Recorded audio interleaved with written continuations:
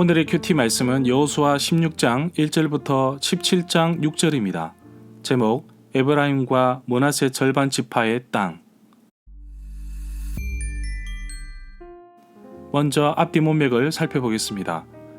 마침내 가나안 땅에서 모든 전쟁이 끝났습니다. 그러나 모든 것이 다 끝난 것은 아닙니다.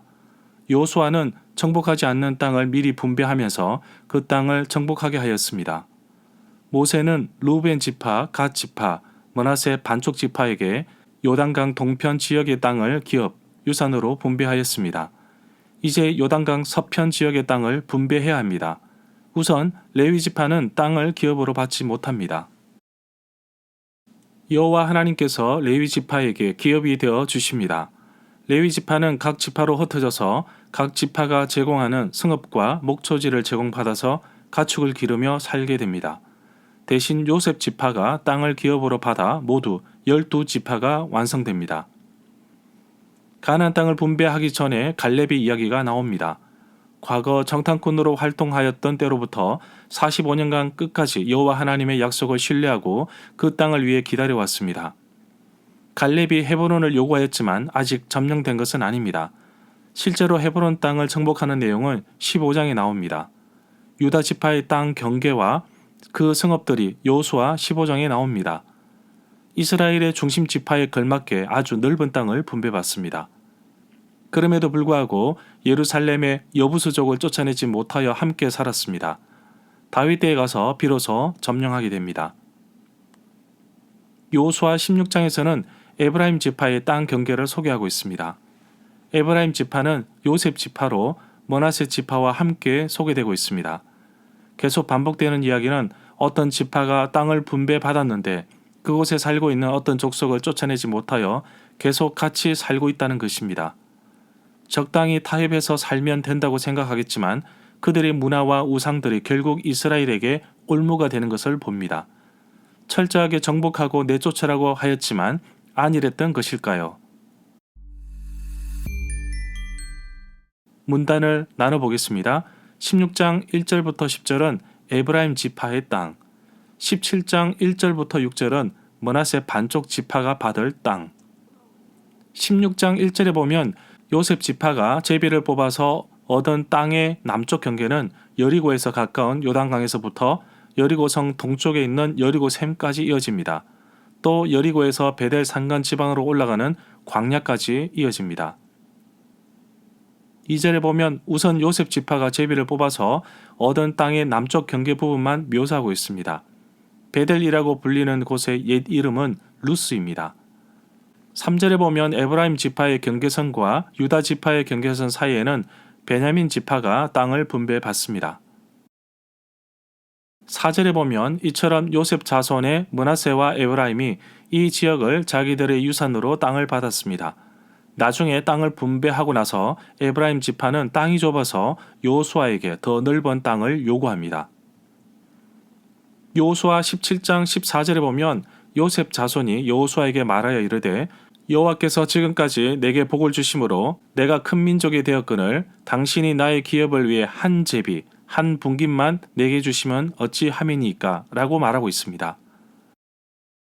5절부터 6절에 보면 에브라임 자손이 집안별로 받은 땅입니다. 북쪽에는 므낫세 지파 반쪽, 서쪽에 있습니다. 9절에 보면 마치 시몬 지파가 아주 넓은 영토를 가지고 있는 유다 지파 속에 둘러싸인 것처럼 에브라임 지파 땅도 므낫세라는 더 큰 지파의 땅 가운데에 남겨진 것으로 보입니다. 10절에 보면 그러나 에브라임 사람들은 게셀에 살고 있는 가나안 사람들을 쫓아내지 못했습니다. 그래서 가나안 사람들은 오늘까지 에브라임 지파 사람들과 함께 살고 있습니다. 그러나 게셀에 살고 있는 가나안 사람들은 에브라임 사람들의 노예가 되었습니다. 이 구절은 사사기 1장 29절에 다시 언급되고 있습니다. 17장 1절에 보면 그 다음에는 므낫세 지파가 땅을 받기 위해 제비를 뽑습니다. 요셉의 맏아들 므낫세보다 에브라임이 먼저 땅을 분배받고 아주 강성한 지파가 될 수 있었던 것은 할아버지 야곱의 축복과 관련이 있지 않나 보여집니다. 오른손을 장자 므낫세에게 얹어야 하는데 야곱은 손을 X자로 어긋나게 해서 오른손이 에브라임 머리 위에 올리고 축복하였습니다. 이 내용은 창세기 48장 18절에 나옵니다. 요단강 동편에 위치한 므낫세 반쪽 지파에게 주어진 길르앗의 남쪽 땅과 옥의 나라였던 아르고 모든 지방 곧 모든 바산 땅을 모세가 므낫세 반쪽 지파에게 줍니다. 바산이라는 땅은 옛날에는 르바임 땅이라고 불렀습니다. 3절에 보면 므낫세 자손 가운데 슬로브핫이라는 사람이 있었습니다. 슬로브핫에게는 아들이 없었고 딸만 5명이 있었는데 그 딸들의 이름은 말라, 노아, 호글라, 밀가, 디르사입니다. 슬로브핫의 딸 이야기는 민수기 26장 33절과 27장 1절, 36장 2절, 36장 11절에도 나옵니다. 고대 이스라엘에서는 땅은 남자들만 가질 수 있었습니다. 그래서 슬로브핫의 딸들이 땅을 계속해서 물려받기 위해 땅을 달라고 요구하는 내용입니다. 결국 슬로브핫의 딸들은 그들의 숙부의 아들들의 아내가 됩니다. 이러한 내용은 민수기 36장 11절에 나옵니다.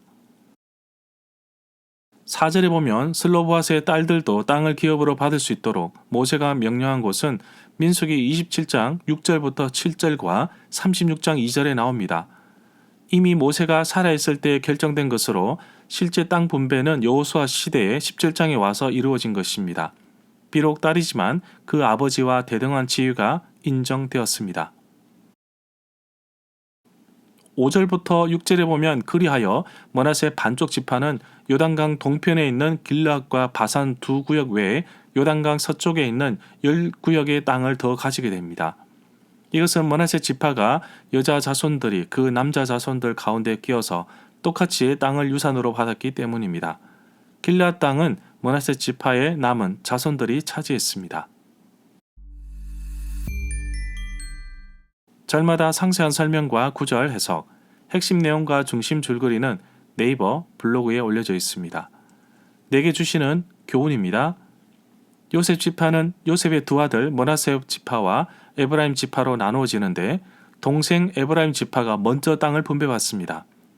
할아버지 야곱이 둘째 손자에게 장자의 축복을 해준 것입니다. 유다 지파는 넓은 땅을 받았지만 대부분 산악지대와 광야이지만 에브라임 지파는 아주 비옥한 땅을 받습니다. 하나님의 축복이 흘러가는 것을 볼 수 있습니다. 가계의 저주를 끊으라고 합니다. 대신 하나님의 축복이 흘러가라고 합니다. 오늘도 공부하는 자녀들에게 지혜와 건강을 달라고 축복하며 하나님께서 자녀의 학교를 인도해 달라고 축복합니다. 에브라임 지파처럼 자녀들의 삶을 가장 좋은 곳으로 인도하여 주시고 에브라임처럼 자녀들이 영향력을 미칠 수 있는 리드자로 살아가게 하옵소서. 계속 반복되는 내용이 나옵니다. 여호수아가 분명히 게셀 왕 호람과 싸워서 이겼고 그 땅을 점령했지만 에브라임 지파는 게셀 사람들을 쫓아내지 아니하고 노예로 부리면서 살았습니다. 결국 함께 살면서 이들의 우상과 문화에 물들면서 에브라임 지파도 결국 우상에 빠집니다. 적당히 타협하고 적당히 공유하며 살면 되지 않을까 생각하지만 하나님은 아주 작은 죄의 모습이라도 버리게 하십니다. 나의 작은 편의와 유익 때문에 죄악을 가지고 있다면 결국에는 나의 삶의 걸림돌과 올무가 될 것입니다. 나의 삶에서도 에브라임 지파가 했던 모습이 보입니다. 작은 유익과 편의 때문에 죄를 가지고 있을 순 없습니다. 또 끊지 못하는 습관적인 악한 행동과 모습이 있는지 살펴보고 아주 작고 편하게 느껴지더라도 나에게 유익이 되지 않음을 깨닫고 모두 버리게 하옵소서.